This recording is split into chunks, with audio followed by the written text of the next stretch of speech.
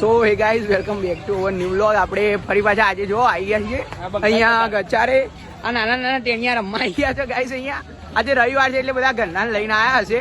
આ બંકો જો અહીંયા આવી ગયો છે આપણા જોડે. કોકના હવે હડી કરશે આયરો જો અહીંયા બધી પબ્લિક ઊભી છે ગાઈઝ. હવે હું તમને એક રિયાલિટી કહું છે ને, અમુક તો જોજો ને અહીંયા આ નાના છોકરાઓના છે. અહીંયા નાના છોકરાઓને રમવાના શું કહેવાય એરિયા છે. 30 કિલો કેપેસિટી હોય ને વજનની તો 300 કિલોનો પાડો આવીને હિંચકો ખાવા માંડે તો ગાઈઝ હવે તૂટી જ જવાનો ને. પછી કે ગાંધીનગર વાળા કે કઈ હરખું સુવિધા નથી આપતા તો ક્યાંથી આપો સુવિધા.